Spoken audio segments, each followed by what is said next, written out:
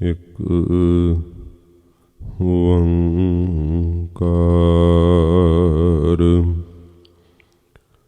ਸਤਿਨਾਮ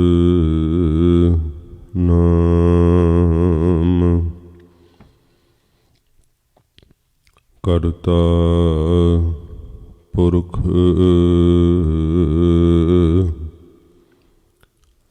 ਨਿਰਭਉ ਨਿਰਵੈਰ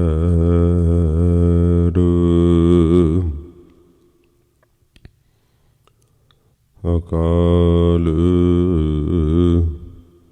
ਮੂਰਤ ਅਜੂਨੀ ਸੈਭੰ ਗੁਰ ਪ੍ਰਸਾਦਿ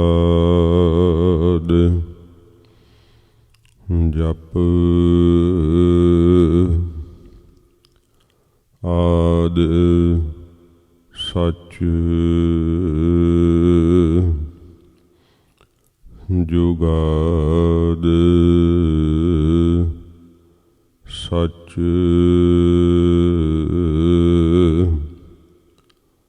ਹੈ ਭੀ ਸਚ ਨਾਨਕ ਹੋਸੀ ਭੀ ਸਚ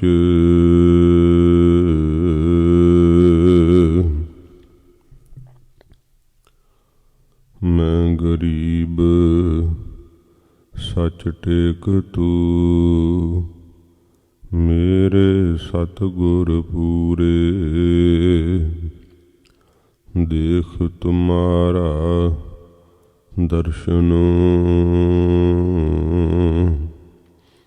ਮੇਰਾ ਮਨ ਧੀਰੇ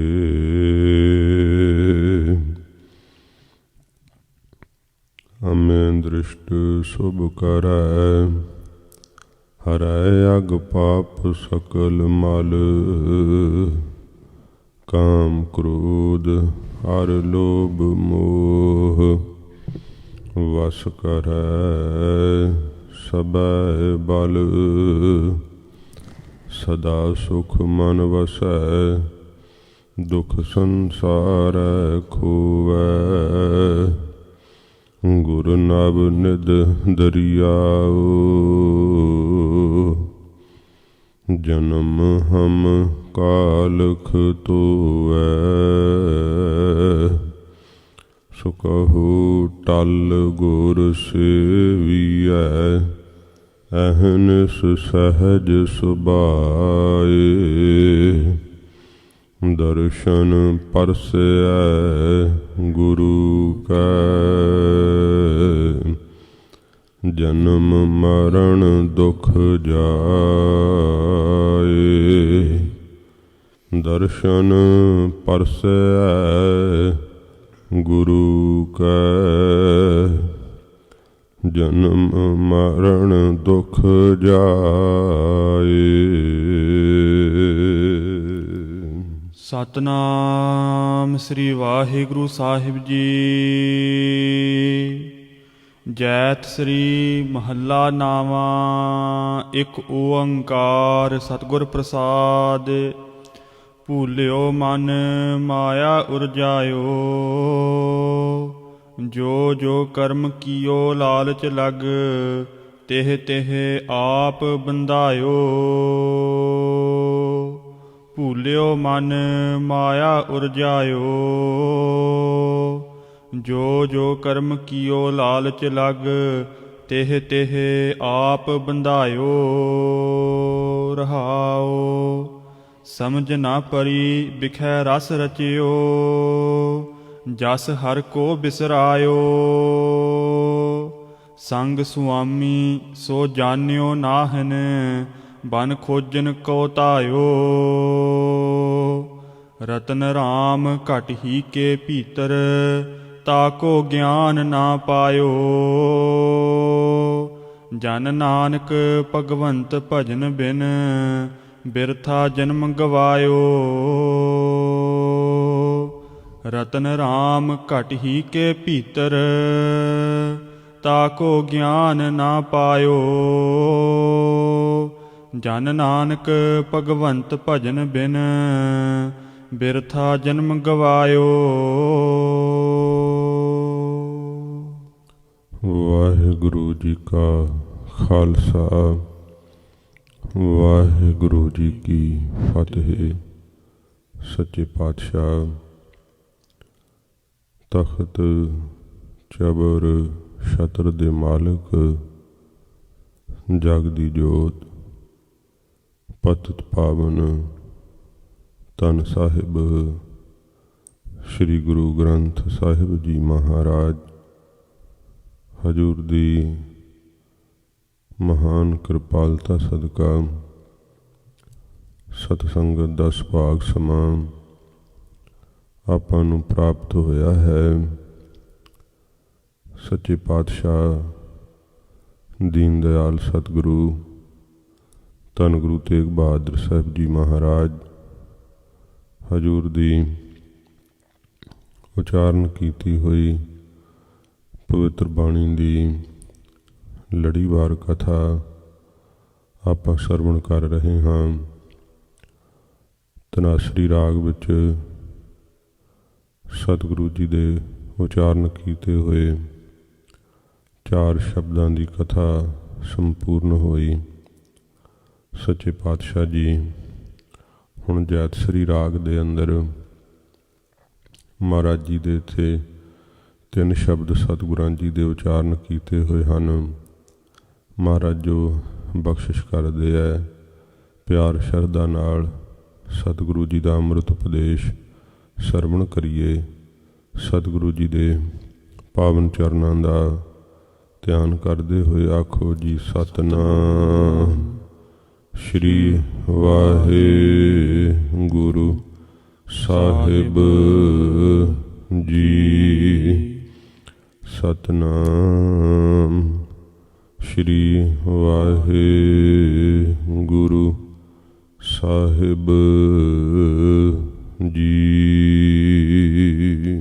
ਸਤਿਨਾਮ ਸ੍ਰੀ ਵਾਹਿਗੁਰੂ ਸਾਹਿਬ ਜੀ। ਜੈਤ ਸ੍ਰੀ ਮਹੱਲਾ ਨਾਵਾਂ। ਸੱਚੇ ਪਾਤਸ਼ਾਹ ਧੰਨ ਗੁਰੂ ਤੇਗ ਬਹਾਦਰ ਸਾਹਿਬ ਜੀ ਮਹਾਰਾਜ ਜੈਤਸਰੀ ਰਾਗ ਦੇ ਅੰਦਰ ਸੱਚੇ ਪਾਤਸ਼ਾਹ ਜੀ ਆਪਣੇ ਪਵਿੱਤਰ ਮੁਖਾਰਬਿੰਦ ਤੋਂ ਅੰਮ੍ਰਿਤ ਉਪਦੇਸ਼ ਬਖਸ਼ਿਸ਼ ਕਰਦੇ ਹਨ। ਇੱਕ ਓੰਕਾਰ ਸਤਿਗੁਰ ਪ੍ਰਸਾਦ। ਅਦਵੈਤ ਸਰੂਪ ਵਾਹਿਗੁਰੂ ਇੱਕ ਹੈ, ਓੰਕਾਰ ਸਰਬ ਦਾ ਪ੍ਰਕਾਸ਼ਕ ਹੈ। ਸਤਿਗੁਰੂ ਜੀ ਦੀ ਪ੍ਰਸਾਦ ਕਿਰਪਾ ਨਾਲ ਪ੍ਰਾਪਤ ਹੁੰਦਾ ਏ। ਭੂਲਿਓ ਮਨ ਮਾਇਆ ਉਰਜਾਇਓ। ਸੱਚੇ ਪਾਤਸ਼ਾਹ ਜੀ ਜਦੋਂ ਕਾਂਸ਼ੀ ਦੀ ਸੰਗਤ ਨੂੰ ਤਾਰਦੇ ਹੋਏ ਮਹਾਰਾਜ ਜਦੋਂ ਪਟਨਾ ਸਾਹਿਬ ਨੂੰ ਭਾਗ ਲਾਏ ਹੈ, ਸੱਚੇ ਪਾਤਸ਼ਾਹ ਜੀ ਨੇ, ਜਿੱਥੇ ਪੰਥ ਵਾਲੀ ਸਤਿਗੁਰੂ ਜੀ ਦਾ ਫਿਰ ਆਗਮਨ ਹੁੰਦਾ ਹੈ। ਸੱਚੇ ਪਾਤਸ਼ਾਹ ਜੀ ਮਹਾਰਾਜ ਜਦੋਂ ਇਉਂ ਜੀਆਂ ਦਾ ਭਲਾ ਕਰਦੇ ਹੋਏ ਸੱਚੇ ਪਾਤਸ਼ਾਹ ਤਪਦੇ ਹਿਰਦਿਆਂ ਨੂੰ ਠਾਰਦੇ ਹੋਏ ਹਜ਼ੂਰ ਜਦੋਂ ਪਟਨਾ ਸਾਹਿਬ ਆਏ ਹੈ, ਬਹੁਤ ਸੰਗਤਾਂ ਵਿੱਚ ਉਤਸ਼ਾਹ ਹੋਇਆ। ਬੜਾ ਭਾਰੀ ਇਕੱਠ ਹੁੰਦਾ ਸੀ। ਜਗਤਮਲ ਸੇਠ ਦੇ ਘਰ ਮਹਾਰਾਜ ਜੀ ਚਰਨ ਪਾਏ ਸਨ। ਉਹਦੀ ਸ਼ਰਧਾ, ਉਹਦਾ ਪਿਆਰ ਵੇਖ ਕਰਕੇ ਫਿਰ ਸੰਗਤਾਂ ਨੇ ਸੱਚੇ ਪਾਤਸ਼ਾਹ ਜੀ ਨੂੰ ਬੇਨਤੀ ਕੀਤੀ। ਜਦੋਂ ਸਾਲਸਰਾਏ ਜੌਹਰੀ ਦੇ ਜਿਹੜੇ ਵੰਸ਼ਜ ਸਨ, ਉਹਨਾਂ ਨੇ ਸਤਿਗੁਰਾਂ ਜੀ ਦੇ ਅੱਗੇ ਆ ਕੇ ਬੇਨਤੀ ਕੀਤੀ, ਮਹਾਰਾਜ ਆਪ ਸਾਡੀ ਹਵੇਲੀ ਪ੍ਰਵਾਨ ਕਰੋ, ਕਿਰਪਾ ਕਰੋ ਮਹਾਰਾਜ, ਆਪ ਹਵੇਲੀ ਵਿੱਚ ਆ ਕਰਕੇ ਵਿਸ਼ਰਾਮ ਕਰੋ। ਸਤਿਗੁਰਾਂ ਜੀ ਨੇ ਸੰਗਤ ਦੀ ਬੇਨਤੀ ਪ੍ਰਵਾਨ ਕੀਤੀ ਅਤੇ ਸੱਚੇ ਪਾਤਸ਼ਾਹ ਜੀ ਮਹਾਰਾਜ ਜਿੱਥੇ ਅੱਜ ਤਖਤ ਸ੍ਰੀ ਹਰਿਮੰਦਰ ਪਟਨਾ ਸਾਹਿਬ ਸਤਿਗੁਰਾਂ ਜੀ ਦਾ ਪਾਵਨ ਅਵਤਾਰ ਧਾਰਨ ਵਾਲਾ ਅਸਥਾਨ ਹੈ, ਇੱਥੇ ਸਤਿਗੁਰਾਂ ਜੀ ਆ ਕਰਕੇ ਮਹਾਰਾਜ ਰਿਹਾਇਸ਼ ਕੀਤੀ ਸੀਗੀ। ਜਿਸ ਦਰਵਾਜ਼ੇ ਰਾਹੀਂ ਸਤਿਗੁਰੂ ਜੀ ਅੰਦਰ ਪ੍ਰਵੇਸ਼ ਕੀਤੇ ਸਨ, ਉਹ ਪੁਰਾਤਨ ਦਰਵਾਜ਼ਾ ਸੰਗਤਾਂ ਦੇ ਦਰਸ਼ਨਾਂ ਲਈ ਜਿਹੜਾ ਹੈ ਉਹ ਰੱਖਿਆ ਗਿਆ ਹੈ। ਮਹਾਰਾਜ ਸੱਚੇ ਪਾਤਸ਼ਾਹ ਉਸ ਦੁਆਰੇ ਰਾਹੀਂ ਅੰਦਰ ਹਵੇਲੀ ਵਿੱਚ ਸਤਿਗੁਰੂ ਜੀ ਪ੍ਰਵੇਸ਼ ਹੋਏ ਸਨ। ਇੱਥੇ ਸੱਚੇ ਪਾਤਸ਼ਾਹ ਜੀ ਮਹਾਰਾਜ ਜਦੋਂ ਪਟਨਾ ਸਾਹਿਬ ਚਰਨ ਪਾਏ ਹੈ, ਮਹਾਰਾਜ ਜੀ ਦੇ ਦਰਸ਼ਨ ਕਰਨ ਲਈ ਬਹੁਤ ਸੰਗਤਾਂ ਉਤਸ਼ਾਹ ਨਾਲ ਆਈਆਂ। ਸਤਿਗੁਰੂ ਜੀ ਦੇ ਚਰਨਾਂ ਵਿੱਚ ਸਿੱਖਾਂ ਨੇ ਬੇਨਤੀ ਕੀਤੀ, ਮਹਾਰਾਜ ਮਨ ਦਾ ਸੁਭਾਅ ਕੈਸਾ ਹੈ? ਮਹਾਰਾਜ ਵਾਹਿਗੁਰੂ ਨਾਮ ਵਿੱਚ ਮਨ ਸਾਡਾ ਕਿਉਂ ਨਹੀਂ ਜੁੜਦਾ? ਸੱਚੇ ਪਾਤਸ਼ਾਹ ਜੀ, ਜਿਹੜਾ ਮਾਇਆ ਦਾ ਪਿਆਰ ਹੈ ਇਹਨੂੰ ਤਾਂ ਯਤਨ ਕਰਕੇ ਚੇਤੇ ਨਹੀਂ ਕਰਨਾ ਪੈਂਦਾ, ਤੇ ਯਤਨ ਕਰਨ ਦੇ ਨਾਲ ਵੀ ਮਹਾਰਾਜ ਸਾਡਾ ਮਨ ਨਾਮ ਵਿੱਚ ਨਹੀਂ ਜੁੜਦਾ। ਇਹ ਸੱਚੇ ਪਾਤਸ਼ਾਹ ਕੀ ਕਾਰਨ ਹੈ? ਆਪ ਕਿਰਪਾ ਕਰਕੇ ਦੱਸੋ। ਜੇ ਜੋੜਨ ਦਾ ਯਤਨ ਵੀ ਕਰਦੇ ਹਾਂ ਤਾਂ ਵੀ ਮਹਾਰਾਜ ਇਹ ਕਈ ਪ੍ਰਕਾਰ ਦੇ ਫੁਰਨੇ ਫੋਰਦਾ ਹੈ, ਭਜਨ ਜ਼ੁਬਾਨ ਕਰਦੀ ਹੈ, ਪਰ ਮਹਾਰਾਜ ਮਨ ਤਾਂ ਭਜਨ ਕਰਦਾ ਹੀ ਨਹੀਂ। ਸੱਚੇ ਪਾਤਸ਼ਾਹ ਆਪ ਕਿਰਪਾ ਕਰਕੇ ਮਹਾਰਾਜ ਜੀ ਦੱਸੋ ਕਿ ਮਨ ਦੀ ਇਹ ਹਾਲਤ ਕਿਉਂ ਹੈ? ਕਿਉਂ ਨਹੀਂ ਮਨ ਭਜਨ ਵਿੱਚ ਸਹਿਜੇ ਜੁੜਦਾ? ਸੱਚੇ ਪਾਤਸ਼ਾਹ ਜੀ ਮਹਾਰਾਜ ਤੋਂ ਬੇਨਤੀ ਕਰਕੇ ਪੁੱਛਿਆ ਏ। ਇਉਂ ਜਦੋਂ ਜਗਿਆਸੂ ਭਜਨ ਕਰਨ ਲਈ ਜਿਹੜਾ ਹੈ ਉਪਦੇਸ਼ ਸੁਣ ਕਰਕੇ ਯਤਨ ਕਰਦੇ ਹੈ ਤੇ ਪਤਾ ਲੱਗਦਾ ਹੈ ਕਿ ਮਨ ਭਜਨ ਨਹੀਂ ਕਰਦਾ, ਮਨ ਭਜਨ ਵਿੱਚ ਜੁੜਦਾ ਨਹੀਂ। ਫਿਰ ਉਹਨਾਂ ਦੇ ਕਈ ਪ੍ਰਕਾਰ ਦੇ ਮਨ ਦੇ ਅੰਦਰ ਸ਼ੰਕੇ ਪੈਦਾ ਹੁੰਦੇ ਹੈ, ਮਨ ਕਈ ਪ੍ਰਕਾਰ ਦੇ ਭਾਵ ਦਿਖਾਉਂਦਾ ਏ, ਤੇ ਜਿਨ੍ਹਾਂ ਨੂੰ ਗੁਰਬਾਣੀ ਦੀ ਅਗਵਾਈ ਨਹੀਂ ਹੁੰਦੀ ਉਹ ਡੋਲ ਜਾਂਦੇ ਹੈ, ਕਿਉਂਕਿ ਇਸ ਰਸਤੇ ਦਾ ਮਾਰਗ ਦਰਸ਼ਨ ਸਤਿਗੁਰੂ ਸ੍ਰੀ ਗੁਰੂ ਗ੍ਰੰਥ ਸਾਹਿਬ ਜੀ ਮਹਾਰਾਜ ਕਰਦੇ ਆ। ਸਤਿਗੁਰੂ ਜੀ ਮਹਾਰਾਜ ਜੀ ਦੇ ਕੋਲੋਂ ਪੁੱਛੇ ਹੋਏ ਪ੍ਰਸ਼ਨਾਂ ਦੇ ਉੱਤਰ ਜਿਹੜੇ ਹੈ ਉਹ ਸੱਚੇ ਪਾਤਸ਼ਾਹ ਜੀ ਮਹਾਰਾਜ ਨੇ ਬਾਣੀ ਵਿੱਚ ਦਰਜ ਕੀਤੇ ਹੈ। ਸਿੱਖ ਸਤਿਗੁਰੂ ਜੀ ਦੇ ਕੋਲੋਂ ਬੇਨਤੀਆਂ ਕਰਕੇ ਪੁੱਛਦੇ ਹੈ ਤੇ ਮਹਾਰਾਜ ਸੱਚੇ ਪਾਤਸ਼ਾਹ ਜੀ ਨੇ ਸਭ ਦੇ ਭਲੇ ਲਈ ਆਪਣੇ ਸ਼੍ਰੀ ਮੁਖ ਤੋਂ ਮਹਾਰਾਜ ਉਪਦੇਸ਼ ਬਖਸ਼ਿਆ ਹੈ। ਮਨ ਭਜਨ ਵਿੱਚ ਜੋੜਨ ਲੱਗੀਏ। ਸਾਨੂੰ ਵੀ ਇਹ ਜਿਹੜੀਆਂ ਚੀਜ਼ਾਂ ਵਿਆਪਦੀਆਂ ਆ ਕਰਕੇ ਕਿ ਵੇਖੀਏ ਮਨ ਭਜਨ ਤਾਂ ਕਰਦਾ ਹੀ ਨਹੀਂ, ਮਨ ਤਾਂ ਹਰ ਵੇਲੇ ਭਟਕਦਾ ਹੀ ਰਹਿੰਦਾ ਹੈ, ਡੋਲਦਾ ਹੀ ਰਹਿੰਦਾ ਹੈ, ਘੜੀ ਮਾਤਰ ਵੀ ਥੋੜ੍ਹਾ ਚਿਰ ਵੀ ਸਥਿਰ ਨਹੀਂ ਹੁੰਦਾ।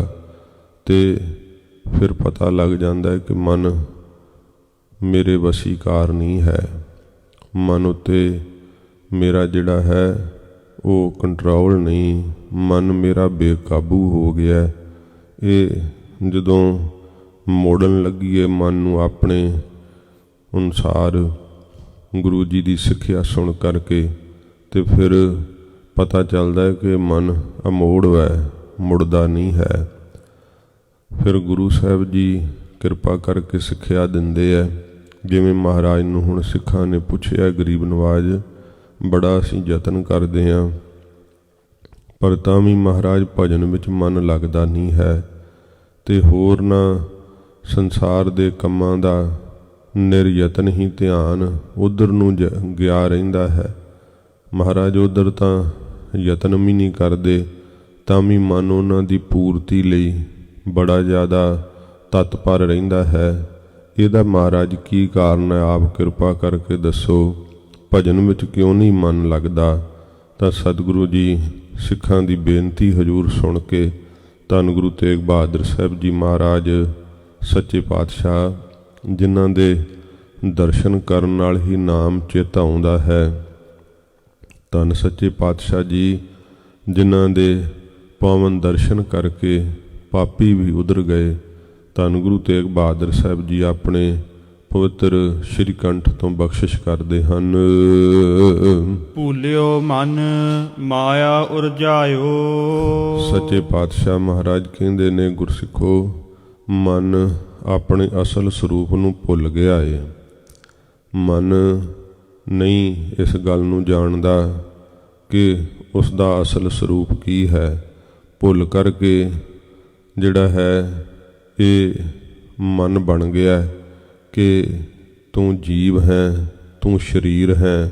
ਇਹ ਮਨ ਦੇ ਭੁੱਲਣ ਕਰਕੇ ਸਭ ਕੁਝ ਭਾਸ ਰਿਹਾ ਹੈ। ਜੀਵ ਦਾ ਅਸਲ ਸਰੂਪ ਜੋ ਹੈ ਨਾ, ਉਹ ਜੀਵ ਨੂੰ ਪਤਾ ਨਹੀਂ ਹੈ। ਮਹਾਰਾਜ ਨੇ ਕਿਹਾ ਕਿ ਭੁੱਲਿਆ ਹੋਇਆ ਹੈ, ਇਸ ਕਰਕੇ ਇਹਨੂੰ ਆਪਣੇ ਅਸਲੇ ਦਾ ਨਹੀਂ ਪਤਾ, ਤੇ ਭੁੱਲ ਕਰਕੇ ਇਹ ਆਪਣੇ ਆਪ ਨੂੰ ਦੇਹ ਸਮਝ ਰਿਹਾ ਹੈ। ਮਨ ਦੇ ਅੰਦਰ ਜਿਹੋ ਜਿਹੀਆਂ ਵਾਸ਼ਨਾਵਾਂ ਫੁਰਦੀਆਂ ਨੇ, ਉਧਰ ਨੂੰ ਹੀ ਮਨ ਹਰ ਵੇਲੇ ਵਗਿਆ ਰਹਿੰਦਾ ਹੈ। ਮਹਾਰਾਜ ਦਾ ਕਾਰਨ ਕੀ ਹੈ? ਸਤਿਗੁਰੂ ਜੀ ਕਹਿੰਦੇ, ਮਾਇਆ ਉਰਜਾਇਓ। ਮਾਇਆ ਨੇ ਇਹਨੂੰ ਉਲਝਾ ਲਿਆ ਹੈ। ਮਾਇਆ ਦੇ ਵਿੱਚ ਇਹ ਫਸ ਗਿਆ ਹੈ। ਜਦੋਂ ਮਾਇਆ ਦੇ ਜਾਲ ਵਿੱਚ ਫਸਿਆ ਹੋਇਆ, ਤੇ ਇਸ ਕਰਕੇ ਇਹਨੂੰ ਸੁੱਧ ਸਰੂਪ ਜਿਹੜਾ ਉਹ ਭੁੱਲ ਗਿਆ ਹੈ। ਇਹ ਜੰਮਣ ਮਰਨ ਵਿੱਚ ਫਸ ਗਿਆ ਹੈ। ਇਹ ਦੁੱਖ ਸੁੱਖ ਵਿੱਚ ਫਸ ਗਿਆ ਹੈ। ਮਹਾਰਾਜ ਕਹਿੰਦੇ, ਅਸਲ ਵਿੱਚ ਜਿਹੜੇ ਮਾਇਕੀ ਸੁੱਖ ਹਨ, ਉਹਨਾਂ ਦੀ ਚੇਸ਼ਟਾ ਇਹਨੂੰ ਫੁਰਦੀ ਰਹਿੰਦੀ ਹੈ। ਮਾਇਆ ਦੇ ਸੁੱਖਾਂ ਨੂੰ ਭੋਗਣੇ ਕਰਕੇ ਤੇ ਇਹਨਾਂ ਵਿੱਚ ਰਸ ਜਿਹੜਾ ਇਹਨੂੰ ਆਉਂਦਾ ਏ, ਤੇ ਜਦੋਂ ਉਹਦੇ ਵਿੱਚ ਰਸ ਮਾਣ ਰਿਹਾ ਏ, ਉਹਦਾ ਸੁੱਖ ਮਾਣ ਰਿਹਾ ਹੈ, ਇਹਦਾ ਭਜਨ ਵੱਲੋਂ ਚਿੱਤ ਟੁੱਟ ਗਿਆ ਹੈ। ਭਜਨ ਇਹਨੂੰ ਚੇਤੇ ਨਹੀਂ, ਕਿਉਂਕਿ ਭਜਨ ਵਿੱਚ ਚਿੱਤ ਜੋੜਨ ਲਈ ਇਹ ਇਕਾਗਰ ਨਹੀਂ ਹੁੰਦਾ, ਕਿਉਂਕਿ ਮਾਇਕੀ ਰਸ ਜਿਹੜੇ ਇਹਨੂੰ ਪ੍ਰਾਪਤ ਹੋ ਰਹੇ ਹੈ, ਉਹਨਾਂ ਦਾ ਸੁੱਖ ਮੰਨ ਰਿਹਾ ਹੈ, ਤੇ ਉਹਨਾਂ ਦੇ ਸੁੱਖ ਨੂੰ ਪਾ ਕਰਕੇ ਕਦੇ ਸੁਖੀ ਹੁੰਦਾ, ਤੇ ਜਦੋਂ ਉਹ ਮਾਇਕੀ ਸੁੱਖ ਪਰਰਬਦ ਮੁਤਾਬਕ ਨਾਸ਼ ਹੁੰਦੇ ਹੈ, ਉਦੋਂ ਦੁਖੀ ਹੁੰਦਾ ਹੈ। ਪਰ ਇਸ ਨੇ ਸੁੱਖ ਫਿਰ ਵੀ ਉਸ ਵਿੱਚ ਹੀ ਮੰਨਿਆ ਹੋਇਆ। ਪਦਾਰਥ ਨਾਲ ਨਹੀਂ ਨਿਭਦੇ, ਤਾਂ ਵੀ ਪਦਾਰਥਾਂ ਦੀ ਜਕੜ ਕਰਦਾ ਹੈ। ਤਾਂ ਕਰਕੇ ਫਿਰ ਪਦਾਰਥ ਜਦੋਂ ਛੁਟਕਦੇ ਹੈ, ਦੁਖੀ ਹੁੰਦਾ ਹੈ। ਜੋ ਮਾਇਆ ਨਾ, ਮਹਾਰਾਜ ਕਹਿੰਦੇ, ਉਸਨੇ ਇਸ ਦੇ ਮਨ ਨੂੰ ਉਰਝਾ ਲਿਆ, ਪਾਪ ਫਸਾ ਲਿਆ ਹੈ, ਤੇ ਮਾਇਆ ਦੀ ਦਲਦਲ ਦੇ ਵਿੱਚ ਫਸ ਗਿਆ, ਆਪਣੇ ਅਸਲ ਸਰੂਪ ਨੂੰ ਭੁੱਲ ਗਿਆ ਹੈ। ਜਦੋਂ ਕੋਈ ਮਨੁੱਖ ਭੁੱਲਿਆ ਹੁੰਦਾ ਹੈ, ਉਹਨੂੰ ਆਪ ਨੂੰ ਨਹੀਂ ਪਤਾ ਕਿ ਮੈਂ ਭੁੱਲ ਗਿਆ ਹਾਂ। ਆਪਣੇ ਆਪ ਨੂੰ ਉਹ ਸਹੀ ਸਮਝਦਾ ਹੈ। ਇਹ ਤਾਂ ਗੁਰੂ ਸਾਹਿਬ ਕਿਰਪਾ ਕਰਦੇ ਆ ਨਾ। ਮਹਾਰਾਜ ਸੱਚੇ ਪਾਤਸ਼ਾਹ ਜੀ ਮਿਹਰ ਕਰਕੇ ਸਤਿਗੁਰੂ ਜੀ ਦੱਸਦੇ ਹੈ ਕਿ ਭਈ ਸਿੱਖਾ, ਤੂੰ ਭੁੱਲ ਗਿਆ ਸੰਸਾਰ ਦੇ ਇਸ ਰਸਤੇ ਦੇ ਅੰਦਰ। ਇਹ ਬੀਆਬਾਨ ਜੰਗਲ ਵੈ, ਜਿਹਨੂੰ ਤੂੰ ਬੜਾ ਸੁਖਦਾਈ ਸਮਝ ਲਿਆ ਹੈ। ਇਹ ਮਾਇਆ ਚੋਰਟੀ ਹੈ, ਜਿਹਨੂੰ ਤੂੰ ਬੜੀ ਸਮਝਿਆ ਹੋਇਆ ਕਿ ਪ੍ਰੇਮ ਕਰਨ ਵਾਲੀ ਹੈ, ਬੜਾ ਸੁੱਖ ਦੇਣ ਵਾਲੀ ਹੈ।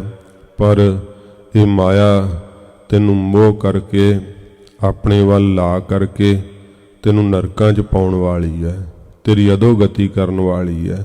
ਭੁੱਲਿਆ ਹੋਇਆ ਨਾ, ਜਿਹੜੇ ਵੈਰੀ ਹੈ ਉਹਨਾਂ ਨੂੰ ਮਿੱਤਰ ਸਮਝਦਾ ਹੈ।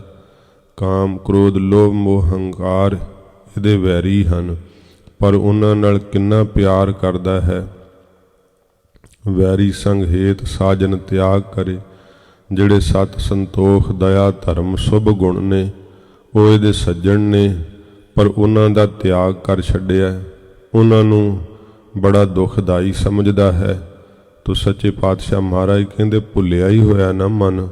ਇਹਨੂੰ ਭੁੱਲੇ ਹੋਏ ਨੂੰ ਨਹੀਂ ਪਤਾ ਕਿ ਵੈਰੀ ਕੌਣ ਹੈ ਅਤੇ ਮਿੱਤਰ ਕੌਣ ਹੈ। ਆਪਣੇ ਪਰਾਏ ਦੀ ਪਹਿਚਾਣ ਨਹੀਂ ਕਰਦਾ, ਕਿਉਂਕਿ ਭੁੱਲ ਗਿਆ ਹੈ। ਜਦੋਂ ਇਹਨੂੰ ਸੋਝੀ ਪੈਂਦੀ ਹੈ ਨਾ, ਉਦੋਂ ਪਤਾ ਲੱਗਦਾ ਹੈ ਕਿ ਮੈਂ ਤਾਂ ਵੈਰੀਆਂ ਨਾਲ ਪ੍ਰੇਮ ਕਰਦਾ, ਜਿਹੜੇ ਮੈਨੂੰ ਅਧੋਗਤੀ ਕਰਕੇ ਮਾਰਦੇ ਹੈ, ਮੇਰੇ ਆਤਮਿਕ ਜੀਵਨ ਨੂੰ ਜਿਹੜੇ ਖਰਾਬ ਕਰਦੇ ਹੈ, ਉਹਨਾਂ ਨਾਲ ਹੀ ਹਰ ਵੇਲੇ ਮੇਰਾ ਚਿੱਤ ਜਿਹੜਾ ਉਹ ਜੁੜਿਆ ਰਹਿੰਦਾ ਹੈ। ਇਹ ਗਿਆਨ ਕਾਲ ਦੇ ਵਿੱਚ ਪਤਾ ਲੱਗਦਾ ਕਿ ਭੁੱਲ ਗਿਆ ਸਾਂ, ਅਗਿਆਨ ਕਾਲ ਵਿੱਚ ਨਹੀਂ ਪਤਾ ਲੱਗਦਾ। ਭੁੱਲੇ ਹੋਏ ਨੂੰ ਪਤਾ ਹੀ ਨਹੀਂ ਲੱਗਦਾ ਕਿ ਮੈਂ ਭੁੱਲਿਆ ਹੋਇਆ। ਇਹ ਤਾਂ ਸਤਿਗੁਰੂ ਜੀ ਕਿਰਪਾ ਕਰਕੇ ਦੱਸਦੇ ਆ ਕਿ ਭਾਈ ਮਨ ਨਾਮ ਵਿੱਚ ਇਸ ਕਰਕੇ ਨਹੀਂ ਲੱਗਦਾ ਕਿਉਂਕਿ ਇਹ ਅਸਲ ਸੁੱਖ ਤੋਂ ਭੁੱਲ ਗਿਆ ਹੈ। ਜਿਹੜਾ ਆਤਮਿਕ ਸੁੱਖ ਵੈ ਉਹਦਾ ਇਸ ਨੂੰ ਗਿਆਨ ਨਹੀਂ, ਉਹਦੀ ਇਹਨੂੰ ਸੋਝੀ ਨਹੀਂ। ਛੋਟੇ ਛੋਟੇ ਮਾਇਕੀ ਸੁੱਖਾਂ ਦੇ ਅੰਦਰ ਫਸਿਆ ਹੋਇਆ ਹੈ ਤੇ ਛੋਟੇ ਸੁੱਖਾਂ ਨੂੰ ਭੋਗਦਾ ਹੋਇਆ ਸੋਚਦਾ ਬਸ ਇਹੀ ਸਭ ਤੋਂ ਅਖੀਰਲਾ ਸੁੱਖ ਹੈ, ਇਸ ਤੋਂ ਅੱਗੇ ਹੋਰ ਕੀ ਆਨੰਦ ਹੋ ਸਕਦਾ ਹੈ। ਪਰ ਇਹ ਆਨੰਦ ਜੋ ਹੈ ਸੰਸਾਰ ਦੇ ਪਦਾਰਥਾਂ ਦਾ, ਮਾਇਆ ਦਾ, ਇਹ ਸੁੱਖ ਬੂੰਦ ਦੀ ਨਿਆਈ ਹੈ। ਬ੍ਰਹਮਾ ਆਨੰਦ ਦਾ ਸੁੱਖ ਸਮੁੰਦਰ ਦੀ ਨਿਆਈ ਹੈ।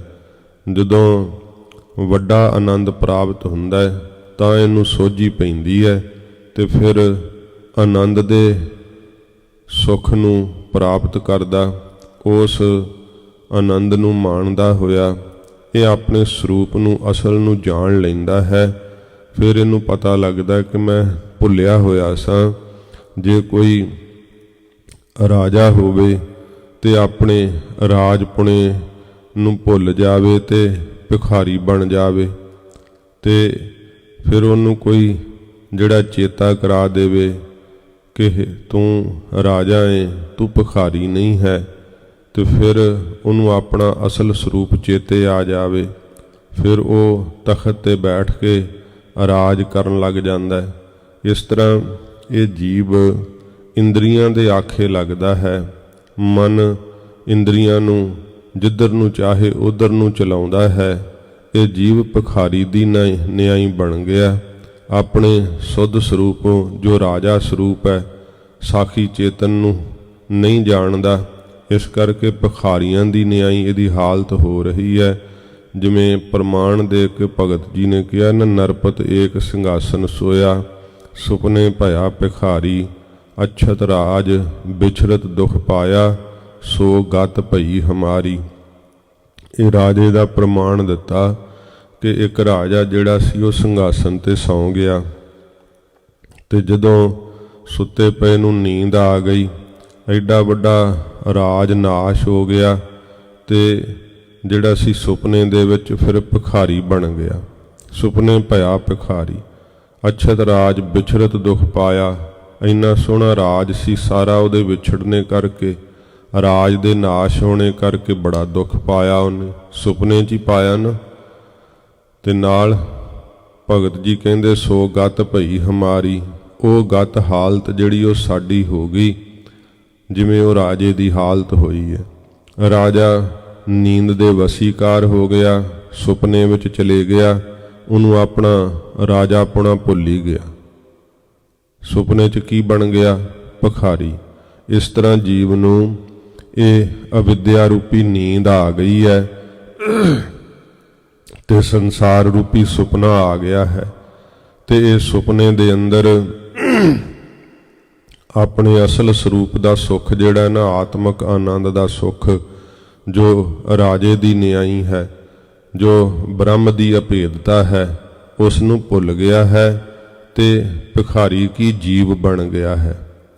ਤੇ ਫਿਰ ਜੀਵ ਹੋ ਕਰਕੇ ਜੰਮਣ ਮਰਨ ਦੇ ਅੰਦਰ ਜਿਹੜਾ ਹੈ ਫਸ ਗਿਆ ਏ ਤੇ ਡਰ ਮੰਨਦਾ ਹੈ, ਡਰਾਉਂਦਾ ਹੈ।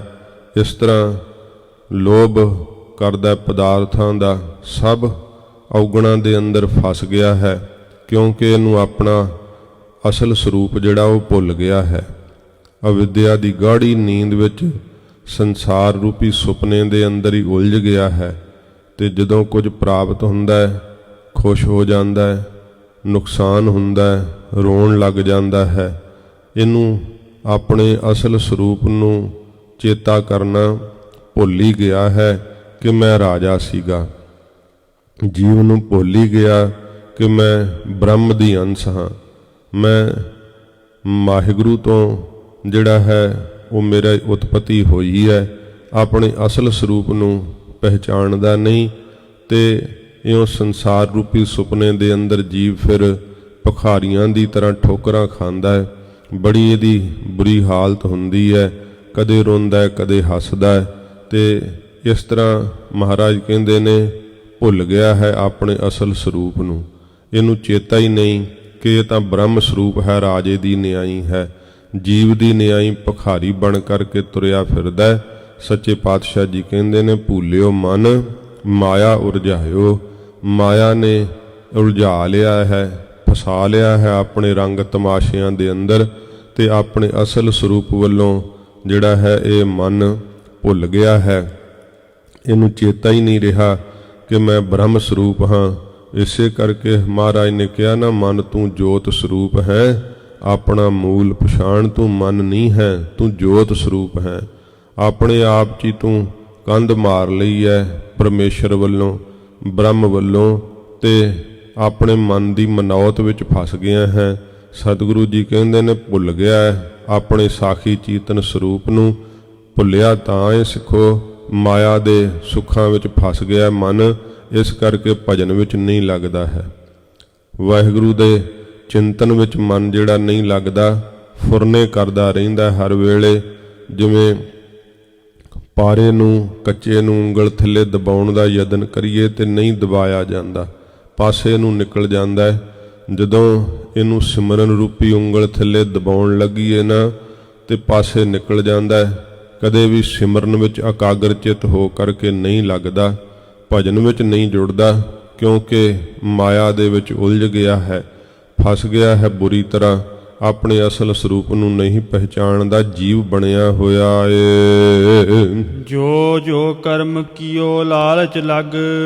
ਫਿਰ ਉਸ ਭੁੱਲੇ ਹੋਏ ਜਿਹੜਾ ਉਹ ਭੁੱਲਿਆ ਹੋਇਆ ਸਮਾਂ ਹੈ ਨਾ, ਜਿਹੜਾ ਜੀਵ ਭੁੱਲ ਜਾਂਦਾ ਹੈ ਜਦੋਂ ਆਪਣੇ ਅਸਲ ਸਰੂਪ ਨੂੰ, ਫਿਰ ਜਿਹੜਾ ਵੀ ਕਰਮ ਕਰਦਾ ਨਾ ਲਾਲਚ ਵਿੱਚ ਲੱਗ ਕੇ ਕਿ ਮੈਨੂੰ ਮਾਇਆ ਵਧੇਕ ਪ੍ਰਾਪਤ ਹੋਵੇ ਤੇ ਕਰਮ ਕਰਨ ਲੱਗਿਆਂ ਫਿਰ ਨਹੀਂ ਵਿਚਾਰਦਾ ਕਿ ਇਹ ਤਾਂ ਪਾਪ ਹੈ, ਇਹ ਤਾਂ ਧੋਖਾ ਹੈ। ਫਿਰ ਜਿਹੜਾ ਕਰਮ ਕਰਦਾ ਹੈ ਮਾਇਆ ਦੀ ਪ੍ਰਾਪਤੀ ਵਾਸਤੇ ਤੇ ਉਹਦੇ ਵਿੱਚ ਜਿਹੜਾ ਹੈ ਛਲ ਕਰ ਦਿੰਦਾ ਹੈ, ਧੋਖਾ ਕਰ ਦਿੰਦਾ ਹੈ, ਫਰੇਬ ਕਰ ਦਿੰਦਾ ਹੈ। ਤੇ ਮਹਾਰਾਜ ਕਹਿੰਦੇ ਫਿਰ ਮਾਇਆ ਦੇ ਲਾਲਚ ਕਰਕੇ, ਜੀਵਨ ਦੇ ਲਾਲਚ ਕਰਕੇ ਬਹੁਤ ਜ਼ਿਆਦਾ ਜਿਹੜੇ ਵੀ ਕਰਮ ਕੀਤੇ ਹਨ ਤਿਹ ਆਪ ਬੰਧਾਇਓ। ਉਹ ਕਰਮ ਰੂਪੀ ਰੱਸੇ ਦੇ ਨਾਲ ਇਹਨੇ ਆਪਣੇ ਆਪ ਨੂੰ ਬਣਾ ਲਿਆ। ਇਸ ਤਰ੍ਹਾਂ ਜੀਵ ਕਰਮ ਕਰਦਾ ਫਿਰ ਸੋਚਦਾ ਨਹੀਂ ਨਾ, ਜਦੋਂ ਭੁੱਲਿਆ ਹੋਇਆ ਹੈ ਤੇ ਭੁੱਲਿਆ ਹੋਇਆ ਨਾਸ਼ਵੰਤ ਚੀਜ਼ਾਂ ਦੇ ਨਾਲ ਪਿਆਰ ਕਰਦਾ ਤੇ ਰਹਿਣ ਵਾਲੀਆਂ ਸਮਝਦਾ ਹੈ, ਦੇਹਾਂ ਨਾਲ ਪਿਆਰ ਕਰਦਾ ਹੈ ਤੇ ਦੇਹਾਂ ਨੂੰ ਰਹਿਣ ਵਾਲੇ ਸਮਝਦਾ ਹੈ। ਇਉਂ ਸੱਚੇ ਪਾਤਸ਼ਾਹ ਜੀ ਮਹਾਰਾਜ ਕਹਿੰਦੇ ਫਿਰ ਜਿਹੜਾ ਕਰਮ ਵੀ ਕਰਦਾ ਨਾ ਉਹ ਲਾਲਚ ਵਿੱਚ ਲੱਗ ਕੇ ਹੀ ਕਰਦਾ ਹੈ। ਦੇਹ ਦੇ ਨਾਲ ਜਿਨ੍ਹਾਂ ਚੀਜ਼ਾਂ ਦਾ ਸੰਬੰਧ ਹੈ ਉਹ ਕਿਵੇਂ ਪੂਰੀਆਂ ਪੈ ਸਕਦੀਆਂ ਜਦੋਂ ਦੇਹ ਹੀ ਨਹੀਂ ਨਾਲ ਨਿਭਦੀ। ਤੇ ਜਿਹੜਾ ਵੀ ਕਰਮ ਕਰਦਾ ਮਾਇਆ ਦੇ ਲਾਲਚ ਵਿੱਚ ਫਸ ਕੇ ਕਰਦਾ ਹੈ ਕਿ ਮੈਨੂੰ ਲਾਭ ਕੀ ਹੋਵੇਗਾ। ਕੋਈ ਉਪਕਾਰ ਨਹੀਂ, ਕੋਈ ਨਿਸ਼ਕਾਮ ਕਰਮ ਨਹੀਂ, ਸਾਰੇ ਦਾ ਸਾਰਾ ਪ੍ਰਯੋਜਨ ਹੀ ਮਾਇਆ ਦਾ ਰਹਿ ਗਿਆ।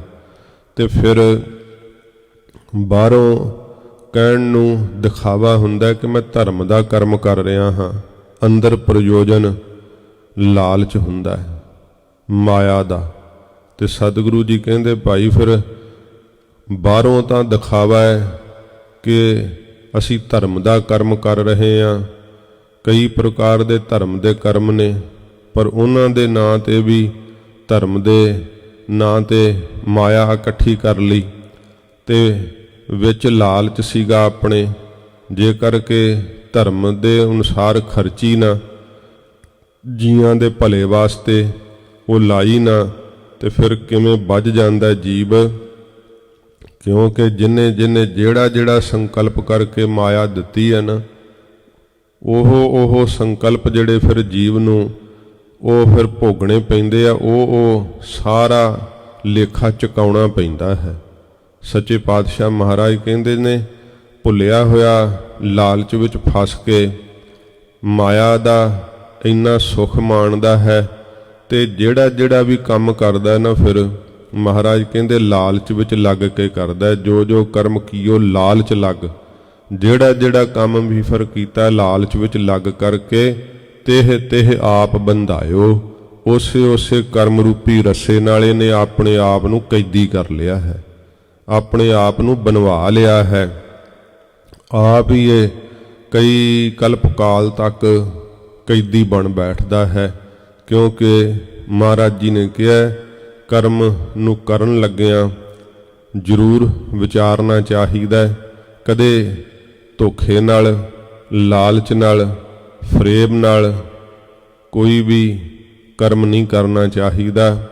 ਕਿਸੇ ਨੂੰ ਜਿਹੜਾ ਹੈ ਸੰਸਾਰ ਦੇ ਅੰਦਰ ਧੋਖਾ ਦੇ ਕਰਕੇ ਆਪਣੇ ਮਨੋਰਥ ਵਾਸਤੇ, ਆਪਣੇ ਪ੍ਰਯੋਜਨ ਨੂੰ ਪੂਰਾ ਕਰਨ ਵਾਸਤੇ, ਤੇ ਜਿਹੜਾ ਹੈ ਬੇਰਾਹੇ ਪਾ ਦਿੱਤਾ, ਕੁਰਾਹੇ ਪਾ ਦਿੱਤਾ, ਉਹਦਾ ਨੁਕਸਾਨ ਕਰ ਦਿੱਤਾ, ਆਪਣਾ ਫਾਇਦਾ ਕਰ ਲਿਆ।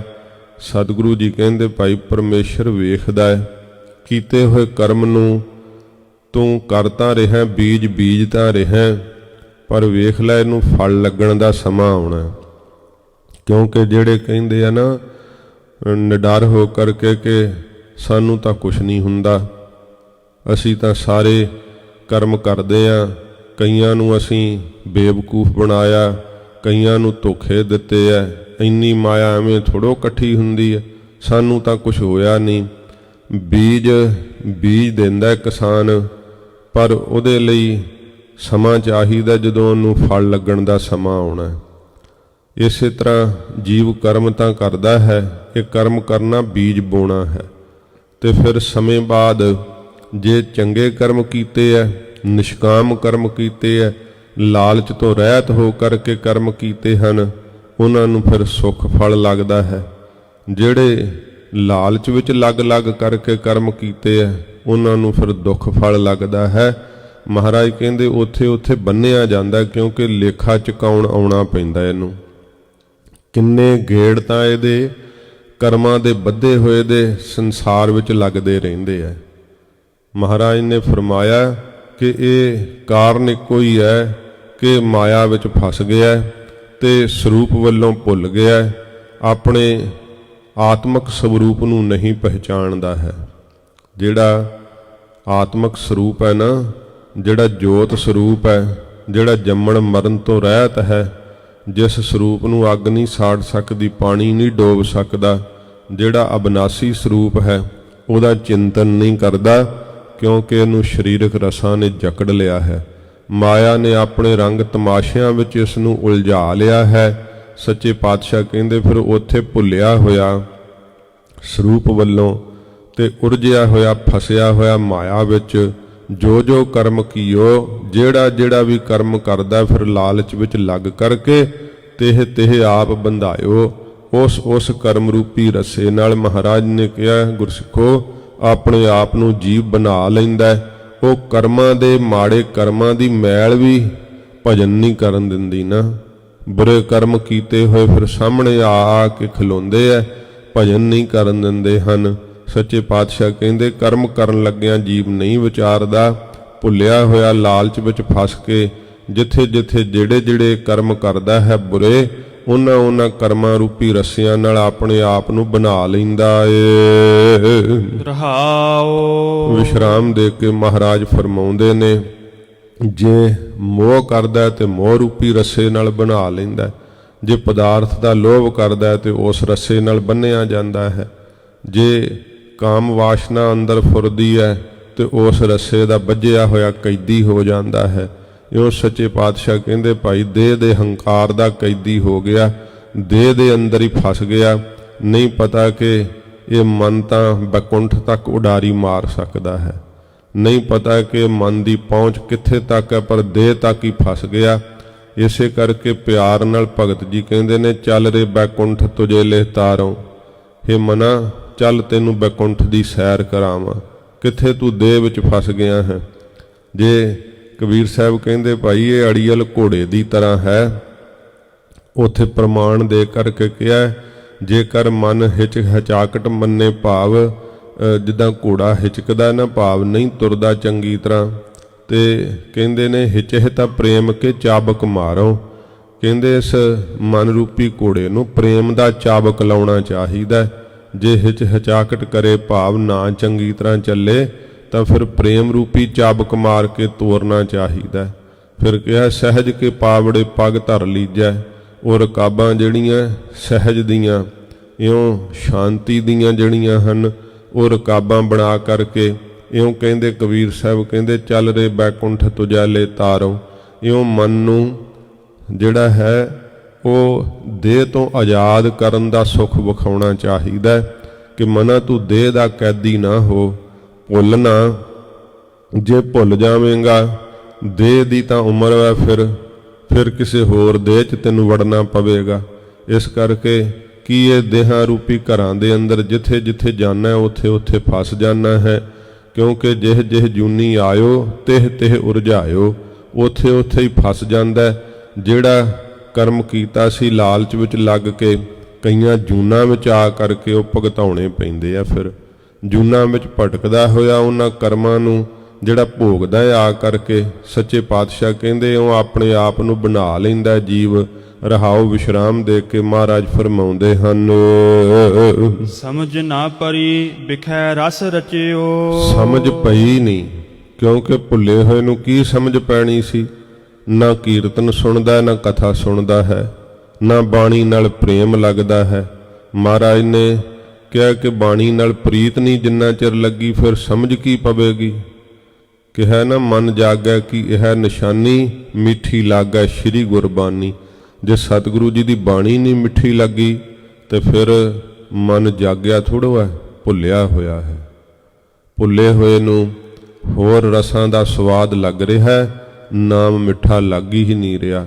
ਇਸ ਕਰਕੇ ਫਿਰ ਮਨ ਸੁੱਤਾ ਪਿਆ ਹੈ, ਭੁੱਲਿਆ ਹੋਇਆ ਹੈ। ਸਾਰੇ ਇੰਦਰੀ ਹੀ ਭੁੱਲ ਗਏ ਐ। ਸਮਝ ਨਾ ਪਰੀ ਬਿਖੈ ਰਸ ਰਚਿਓ। ਸਮਝ ਪਈ ਹੀ ਨਹੀਂ ਕਿ ਦੇਹ ਕਾਹਦੇ ਵਾਸਤੇ ਮਿਲੀ ਹੈ। ਤੇ ਜਦੋਂ ਜਮ ਕਾ ਡੰਡ ਮੂੰਡ ਮਹਿ ਲੱਗੈ, ਜਦੋਂ ਜਮ ਦਾ ਡੰਡਾ ਸਿਰ ਵਿੱਚ ਆ ਕਰਕੇ ਲੱਗਦਾ ਹੈ ਤੇ ਉਦੋਂ ਸੁੱਤਾ ਪਿਆ ਜਾਗਦਾ, ਫਿਰ ਕਹਿੰਦਾ ਓਹੋ ਹੁਣ ਤਾਂ ਸਾਰਾ ਸਮਾਂ ਲੰਘ ਗਿਆ। ਸਮਝ ਪੈਂਦੀ ਹੈ ਜਦੋਂ। ਮਹਾਰਾਜ ਨੇ ਕਿਹਾ ਸਮਝ ਨਾ ਪਰੀ ਬਿਖੈ ਰਸ ਰਚਿਓ। ਵਿਸ਼ਿਆਂ ਦੇ ਰਸ ਵਿੱਚ ਹੀ ਰਚਿਆ ਰਿਹਾ ਹਰ ਵੇਲੇ। ਇੰਦਰੀਆਂ ਸਮੇਤ ਮਨ ਵਿਸ਼ਿਆਂ ਦੇ ਰਸ ਵਿੱਚ ਲੱਗਿਆ ਰਿਹਾ, ਭੁੱਲਿਆ ਹੋਇਆ ਤਾਂ ਹੀ ਲੱਗਿਆ ਰਿਹਾ ਨਾ। ਸਮਝ ਨਹੀਂ ਪਈ ਕਿ ਦੇਹ ਕਾਹਦੇ ਵਾਸਤੇ ਮਿਲੀ ਹੈ, ਭੋਗਾਂ ਨੂੰ ਭੋਗਣ ਵਾਸਤੇ ਮਿਲੀ ਹੈ ਕਿ ਜਾਂ ਵਾਹਿਗੁਰੂ ਦਾ ਭਜਨ ਕਰਨ ਵਾਸਤੇ ਮਿਲੀ ਹੈ। ਸੱਚੇ ਪਾਤਸ਼ਾਹ ਜੀ ਮਹਾਰਾਜ ਨੇ ਕਿਹਾ ਕਿ ਇਹ ਦੇਹ ਤੈਨੂੰ ਭੋਗਾਂ ਨੂੰ ਭੋਗਣ ਵਾਸਤੇ ਨਹੀਂ ਮਿਲੀ, ਵਾਹਿਗੁਰੂ ਦਾ ਭਜਨ ਕਰਨ ਵਾਸਤੇ ਪ੍ਰਾਪਤ ਹੋਈ ਹੈ। ਇਹ ਨਹਿ ਭੋਗਨ ਹੇਤ ਜਗਦੀਸ਼ ਦੀਓ। ਵਾਹਿਗੁਰੂ ਜੀ ਨੇ ਭੋਗਾਂ ਨੂੰ ਭੋਗਣ ਲਈ ਨਹੀਂ ਇਹ ਦੇਹ ਦਿੱਤੀ, ਨਾਮ ਦੇ ਜਪਣ ਲਈ ਤੈਨੂੰ ਇਹ ਦੇਹ ਪ੍ਰਾਪਤ ਹੋਈ ਹੈ। ਪਰ ਸਮਝ ਨਾ ਪਰੀ, ਸਮਝ ਪਈ ਨਹੀਂ। ਜਿੱਥੇ ਸਮਝ ਪੈਣੀ ਸੀ ਸਤ ਸੰਗਤ ਵਿੱਚ, ਉੱਥੋਂ ਦੂਰ ਰਿਹਾ। ਸੰਗਤ ਦੇ ਵਿੱਚ ਆਇਆ ਹੀ ਨਾ, ਮਨ ਨੂੰ ਉੱਥੇ ਲਾਇਆ ਹੀ ਨਾ, ਸ਼ਬਦ ਵਿੱਚ ਇਕਾਗਰ ਕੀਤਾ ਹੀ ਨਾ, ਤਾਂ ਫਿਰ ਸਮਝ ਕੀ ਪੈਣੀ ਸੀ। ਮਹਾਰਾਜ ਨੇ ਕਿਹਾ ਇਉਂ ਲਾਲਚ ਵਿੱਚ ਲੱਗ ਕੇ ਬੁਰੇ ਕਰਮਾਂ ਦੇ ਵਿੱਚ ਵੱਜ ਜਾਂਦਾ ਹੈ, ਸਮਝ ਪੈਂਦੀ ਨਹੀਂ, ਵਿਸ਼ਿਆਂ ਦੇ ਰਸ ਵਿੱਚ ਰਚਿਆ ਰਹਿੰਦਾ ਹਰ ਵੇਲੇ। ਤੇ ਦੱਸੋ ਭਜਨ ਵਿੱਚ ਕਿੱਥੋਂ ਲੱਗੇ।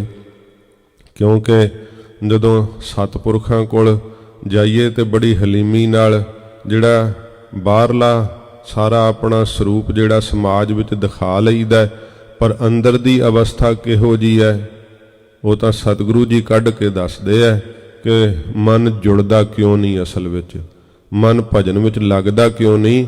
ਕਿਉਂਕਿ ਮਨ ਨੇ ਵਿਸ਼ੇ ਸੁੱਖਾਂ ਦਾ ਰਸ ਮੰਨਿਆ ਹੋਇਆ, ਸਮਝ ਇਹਨੂੰ ਪੈਂਦੀ ਨਹੀਂ। ਸੁਣ ਸੁਣ ਕੇ ਦੂਜੇ ਕੰਨ ਰਾਹੀਂ ਬਾਹਰ ਕੱਢ ਛੱਡਦਾ, ਧਾਰਨ ਕਰਦਾ ਹੀ ਨਹੀਂ ਇਹ ਜੀਵ। ਮਨ ਦੇ ਉੱਤੇ ਤਾਂ ਅਸਰ ਹੁੰਦਾ ਹੀ ਨਹੀਂ।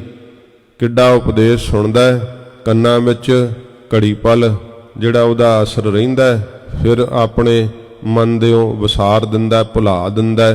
ਕਿਉਂਕਿ ਵਿਸ਼ੇ ਸੁੱਖ ਖਿੱਚ ਪਾਉਂਦੇ ਆ। ਵਿਸ਼ੇ ਸੁੱਖ ਹਰ ਵੇਲੇ ਨੂੰ ਆਪਣੇ ਆਪ ਤੇ ਪ੍ਰਭਾਵਿਤ ਕਰੀ ਰੱਖਦੇ ਆ। ਇਸ ਕਰਕੇ ਮਹਾਰਾਜ ਕਹਿੰਦੇ ਭਾਈ ਇਹਨੂੰ ਸਮਝ ਪਈ ਨਹੀਂ, ਭੁੱਲੇ ਹੋਏ ਨੂੰ ਵਿਖਿਆਂ ਦੇ ਰਸ ਵਿੱਚ ਰਸਿਆ ਰਿਹਾ। ਜਸ ਹਰ ਕੋ ਬਿਸਰਾਇਓ। ਮੇਰੇ ਹਰੀ ਦਾ ਵਾਹਿਗੁਰੂ ਦਾ ਜਸ ਜਿਹੜਾ ਸੀ ਉਸ ਨੂੰ ਬਿਸਰਾਇਓ, ਵਿਸਾਰ ਦਿੱਤਾ। ਨਾਮ ਦੇ ਜਪਣ ਨੂੰ ਜਿਹੜਾ ਸੀ ਇਸ ਨੇ ਕੋਈ ਸਮਾਂ ਹੀ ਨਾ ਦਿੱਤਾ। ਨਾਮ ਦੇ ਜਪਣ ਦਾ ਕੋਈ ਜ਼ਿੰਦਗੀ ਦੇ ਅੰਦਰ ਇਹਨੇ ਜਿਹੜਾ ਸੀ ਸੁਭਾਅ ਨਾ ਬਣਾਇਆ, ਵਾਹਿਗੁਰੂ ਦੀ ਬੰਦਗੀ ਨਾ ਕੀਤੀ। ਜਸ ਹਰ ਕੋ ਬਿਸਰਾਇਓ, ਵਾਹਿਗੁਰੂ ਦਾ ਜਸ ਤਾਂ ਵਿਸਾਰ ਹੀ ਦਿੱਤਾ। ਲੋਕਾਚਾਰੀ ਕਰਕੇ ਜੇ ਆਪਾਂ ਸੰਗਤ ਕਰਦੇ ਆ ਤੇ ਉੱਥੇ ਹਰੀ ਜਸ ਨਹੀਂ ਫਿਰ ਮਨ ਸਾਡਾ ਕਰਦਾ। ਜੇ ਕਰਕੇ ਅਸੀਂ ਮਹਾਰਾਜ ਦੀ ਬਾਣੀ ਦਾ ਨਿਤਨੇਮ ਕਰਦੇ ਆ ਤੇ ਅੰਦਰ ਸਾਡੇ ਪ੍ਰੇਮ ਨਹੀਂ ਲੱਗ ਰਿਹਾ, ਜਿਹੜੀ ਸੁਰਤ ਸਾਡੀ ਇਕਾਗਰ ਨਹੀਂ ਹੁੰਦੀ, ਤੇ ਫਿਰ ਕਿਵੇਂ ਹਰੀ ਜਸ ਮਨ ਕਰਦਾ ਹੈ? ਮਨ ਨਹੀਂ ਕਰਦਾ।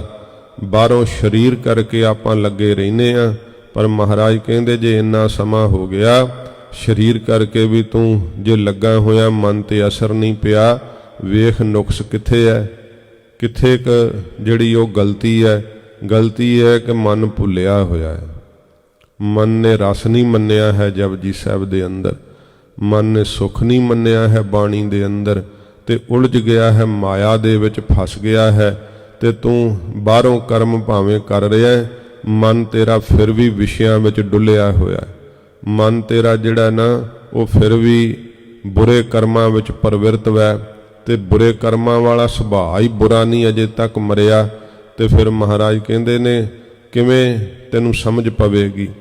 ਸਮਝ ਤੈਨੂੰ ਪੈ ਨਹੀਂ ਰਹੀ, ਵਿਸ਼ਿਆਂ ਦੇ ਰਸ ਵਿੱਚ ਰਚਿਆ ਹੋਇਆ ਹੈ। ਬਾਹਰੋਂ ਸਰੂਪ ਧਾਰਮਿਕ ਹੈ, ਪਰ ਜਸ ਹਰ ਕੋ ਬਿਸਰਾਇਓ, ਹਰੀ ਦਾ ਜਸ ਤੂੰ ਮਨ ਕਰਕੇ ਵਿਸਾਰ ਛੱਡਿਆ, ਭੁਲਾ ਛੱਡਿਆ। ਤੇ ਫਿਰ ਪੁੱਛਦੇ ਆ ਕਿ ਮਨ ਨਾਮ ਵਿੱਚ ਕਿਉਂ ਨਹੀਂ ਲੱਗਦਾ? ਇਹ ਗੁਰੂ ਤੇਗ ਬਹਾਦਰ ਸਾਹਿਬ ਸੱਚੇ ਪਾਤਸ਼ਾਹ ਮਹਾਰਾਜ ਦੱਸਦੇ ਆ ਕਿ ਨਾਮ ਵਿੱਚ ਮਨ ਕਿਉਂ ਨਹੀਂ ਲੱਗਦਾ। ਕਾਰਨ ਕੀ ਹੈ ਕਿ ਨਾਮ ਦੇ ਜਪਣ ਵਿੱਚ ਜੁੜਦਾ ਕਿਉਂ ਨਹੀਂ, ਇਕਾਗਰ ਕਿਉਂ ਨਹੀਂ ਹੁੰਦਾ? ਕਿਉਂਕਿ ਮਨ ਨੇ ਹਰੀ ਜਸ ਨੂੰ ਵਿਸਾਰ ਹੀ ਛੱਡਿਆ, ਭੁਲਾ ਹੀ ਛੱਡਿਆ। ਕਦੇ ਵੀ ਹਰੀ ਜਸ ਵਿੱਚ ਮਨ ਪਿਆਰ ਦੇ ਸਹਿਤ ਇਕਾਗਰ ਨਹੀਂ ਹੁੰਦਾ। ਜਦੋਂ ਪਾਠ ਕਰਨ ਦਾ ਸਮਾਂ ਹੁੰਦਾ ਉਦੋਂ ਆਲਸ ਸੁੱਟ ਦਿੰਦਾ ਸਰੀਰ ਦੇ ਉੱਤੇ, ਬੜੀ ਭਾਰੀ ਸੁਸਤੀ ਪਾ ਦਿੰਦਾ ਉਦੋਂ ਇਹ ਮਨ, ਕਿਉਂਕਿ ਭਜਨ ਕਰਨ ਹੀ ਨਹੀਂ ਦਿੰਦਾ, ਹਰੀ ਜਸ ਨੂੰ ਵਿਸਾਰ ਦਿੱਤਾ ਏ। ਸੰਗ ਸੁਆਮੀ ਸੋ ਜਾਣਿਓ ਨਾਹਿਨ।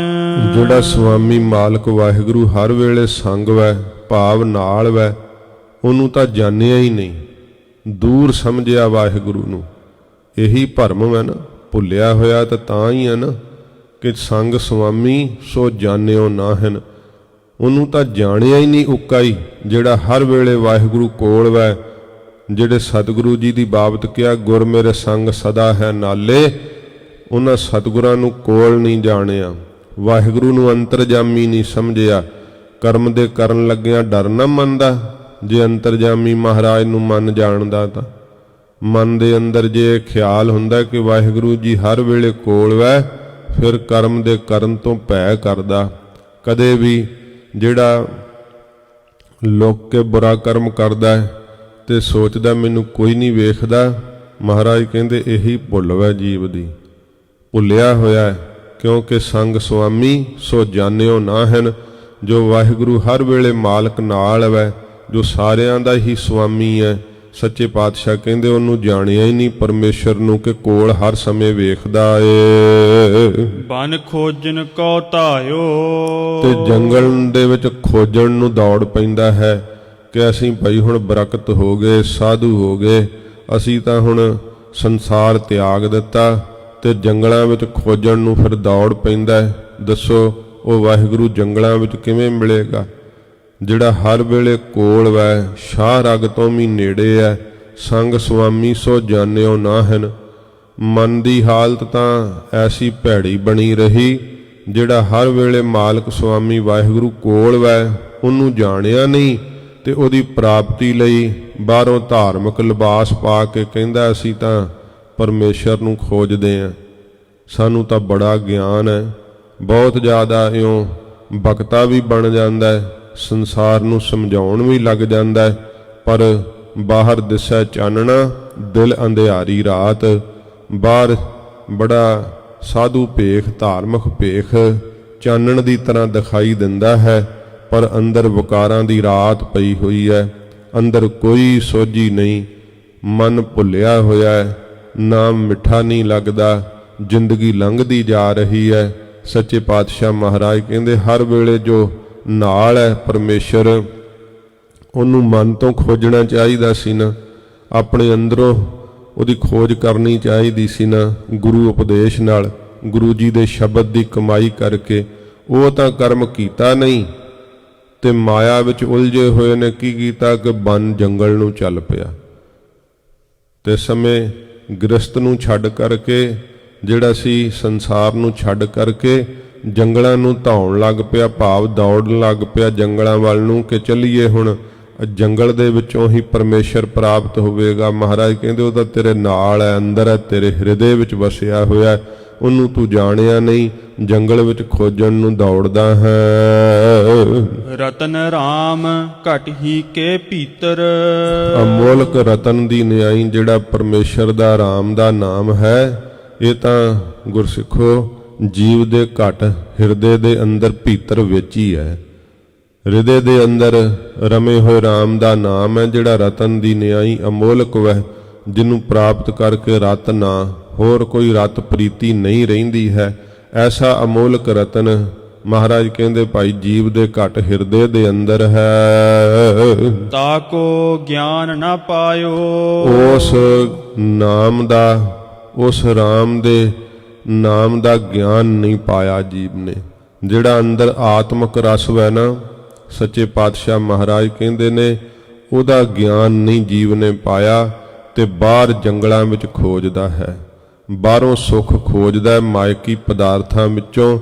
ਅੰਦਰ ਜਿਹੜਾ ਆਤਮਿਕ ਆਨੰਦ ਹੈ, ਤਾ ਕੋ ਗਿਆਨ ਨਾ ਪਾਇਓ, ਉਹਦਾ ਗਿਆਨ ਨਹੀਂ ਪਾਇਆ ਹੈ। ਸੱਚੇ ਪਾਤਸ਼ਾਹ ਜੀ ਨੇ ਕਿਹਾ ਨਾ, ਨੌਨਿਧ ਅੰਮ੍ਰਿਤ ਪ੍ਰਭ ਕਾ ਨਾਮ ਦੇਹੀ ਮੈਂ ਇਸ ਕਾ ਬਿਸਰਾਮ। ਜਿਹੜਾ ਨੌ ਨਦੀਆਂ ਦਾ ਖਜ਼ਾਨਾ ਅੰਮ੍ਰਿਤ ਨਾਮ ਹੈ, ਉਹਦਾ ਵਿਸ਼ਰਾਮ ਦੇਹ ਦੇ ਅੰਦਰ ਵੈ ਅੰਮ੍ਰਿਤ ਨਾਮ ਦਾ।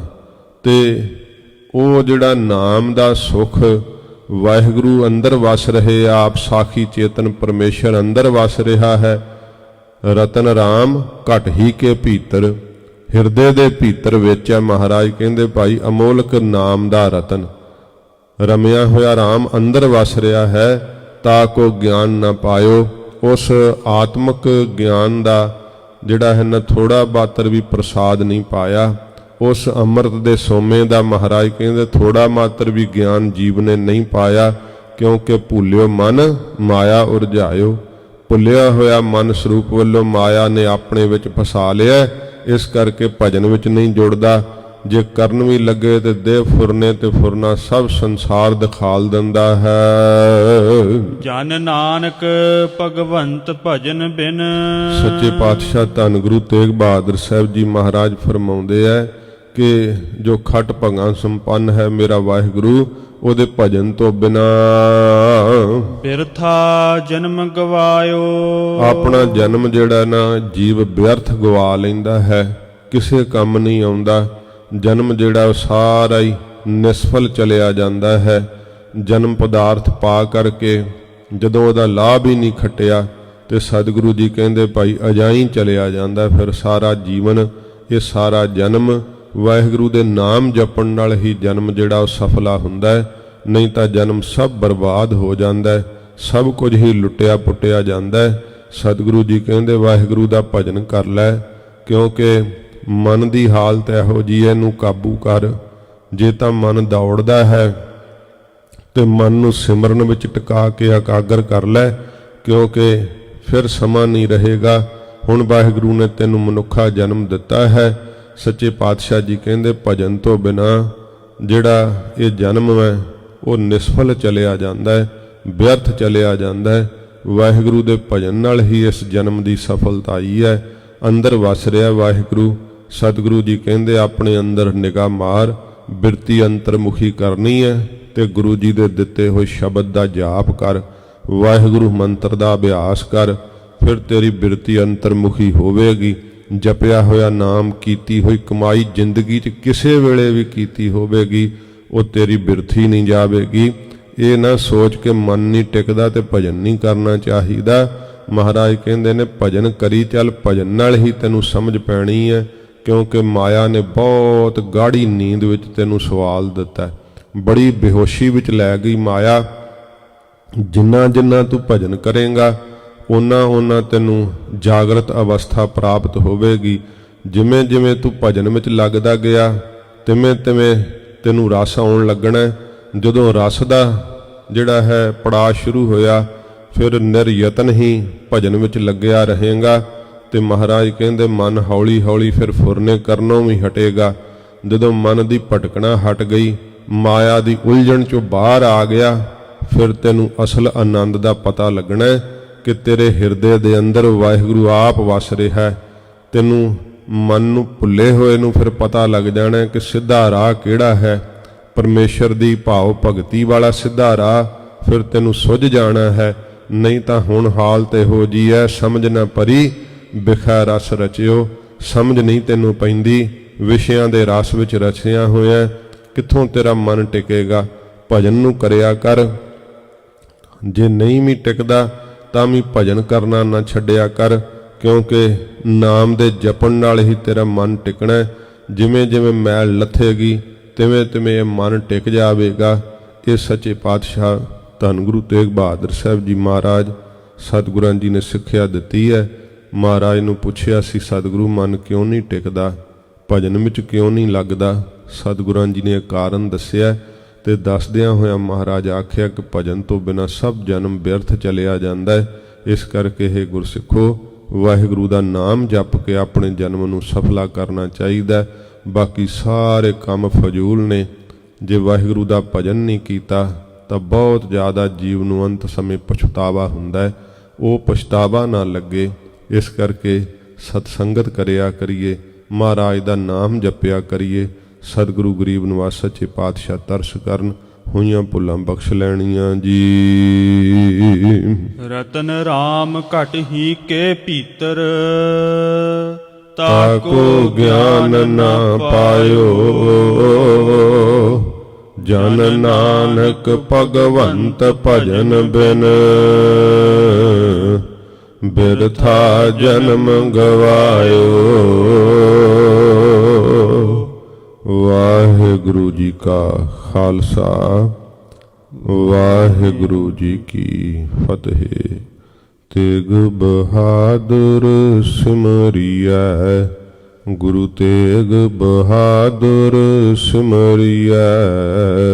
ਗੁਰੂ ਤੇਗ ਬਹਾਦਰ ਸਿਮਰਿਐ, ਗੁਰੂ ਤੇਗ ਬਹਾਦਰ ਸਿਮਰਿਐ। ਗੁਰੂ ਤੇਗ ਬਹਾਦਰ ਸਿਮਰਿਐ, ਗੁਰੂ ਤੇਗ ਬਹਾਦਰ ਸਿਮਰਿਐ। ਗੁਰੂ ਤੇਗ ਬਹਾਦਰ ਸਿਮਰਿਐ, ਗੁਰੂ ਤੇਗ ਬਹਾਦਰ ਸਿਮਰਿਐ। ਘਰ ਨਉ ਨਿਧ ਆਵੈ ਧਾਏ, ਘਰ ਨਉ ਨਿਧ ਆਵੈ ਧਾਏ। ਘਰ ਨਉ ਨਿਧ ਆਵੈ ਧਾਏ, ਘਰ ਨਉ ਨਿਧ ਆਵੈ ਧਾਏ। ਘਰ ਨਉ ਨਿਧ ਆਵੈ ਧਾਏ, ਘਰ ਨਉ ਨਿਧ ਆਵੈ ਧਾਏ। ਘਰ ਨਉ ਨਿਧ ਆਵੈ ਧਾਏ, ਘਰ ਨਉ ਨਿਧ ਆਵੈ ਧਾਏ। ਸਭ ਥਾਈਂ ਹੋਏ ਸਹਾਏ, ਸਭ ਥਾਈਂ ਹੋਏ ਸਹਾਏ। ਸਭ ਥਾਈਂ ਹੋਏ ਸਹਾਏ, ਸਭ ਥਾਈਂ ਹੋਏ ਸਹਾਏ। ਸਭ ਥਾਈਂ ਹੋਏ ਸਹਾਏ, ਸਭ ਥਾਈਂ ਹੋਏ ਸਹਾਏ। ਸਭ ਥਾਈਂ ਹੋਏ ਸਹਾਏ, ਸਭ ਥਾਈਂ ਹੋਏ ਸਹਾਏ। ਵਾਹਿਗੁਰੂ ਜੀ ਕਾ ਖਾਲਸਾ, ਵਾਹਿਗੁਰੂ ਜੀ ਕੀ ਫਤਿਹ।